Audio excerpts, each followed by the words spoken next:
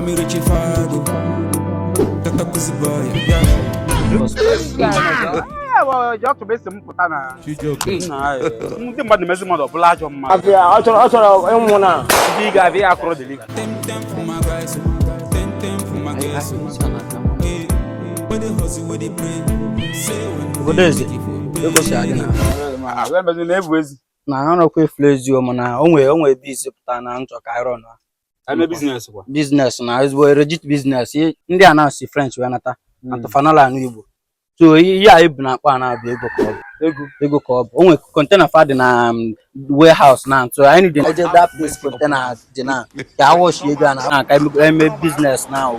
Ego na. Yeah, need na ki wet fer ka 300,000. Mo wet fer ka 200,000 support about 500,000. So I make the biz. I am waiting for the 2 million something. So you just them 1 million. What is 1.5? What I be doing? What are you? Igbo. Igbo. Yeah, but husband and wife. I can't different. You just got okuzu. I just want I better say now. Just the first time about okuzu the year. Are you playing? Nice. You don't know. Yeah, you know what it up. Thank you. Let's have it. It's 300,000. Asap. I get a container. Jim Offload. bam, Ijia.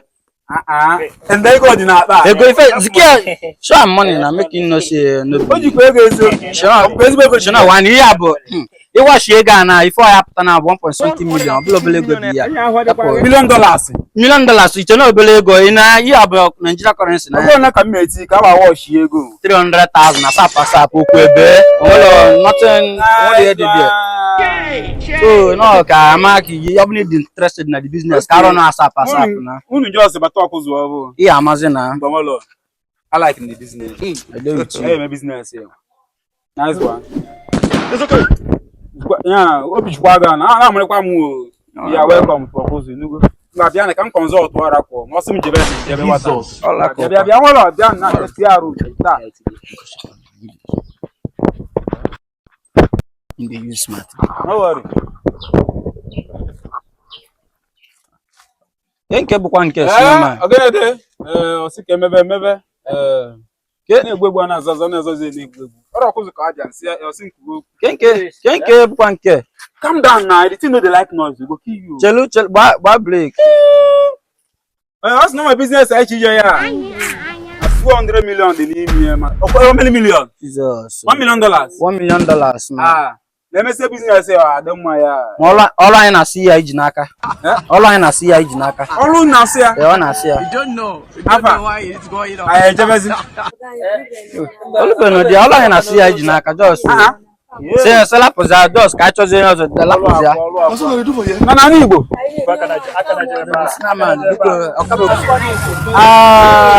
This evening you will die. Na Igbo. I but one abang hand kai po. You move a car bag now. I don't want peace. Daddy. I want problems. Daddy afuze mgbanwe. Daddy biko. Who just na about okuzu? Daddy biko zia. Nice one. You go map, you go first. Olu akwa. I'll go to the event. Olu akwa. Look at my face. Olu akwa.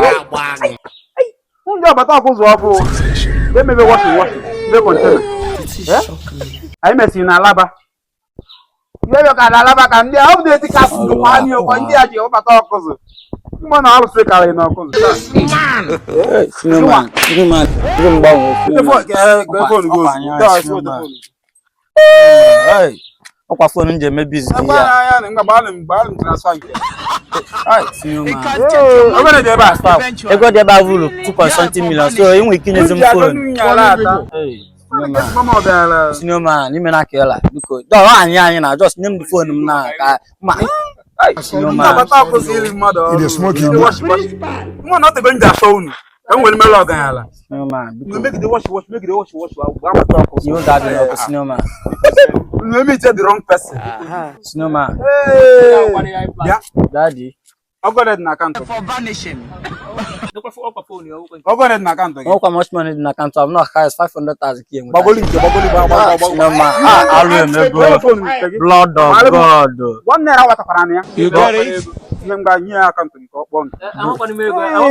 Blood of God. Who go this can get Yeah, water nele. Yeah, me go. So enyi nwa nya pay wole na agba kan. For the account.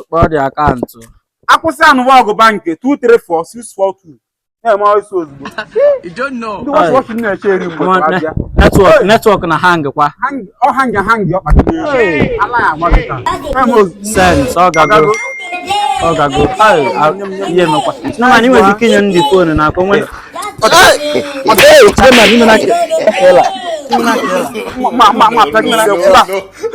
Plug up na anọ ozugbo. Uru ọkụ Joshua na na-asọ wee unu. Ndị wash wash o. Anyị bụ kọntena wee abọtakwa. Eweta 300. Awa wash ya. Eweta 200 million. Update anyị ji elukwu abụ na alaba. Taa. Ebe na-akwụzụ gị ahụ ọrụ. Gaa karịa ọkụzụ gị. Ebe ọzọ anyị arụzịkwa. Oh my God. Ala agbakwa dị next time bata ọkụ. Taa. Ụzụ na-awụ.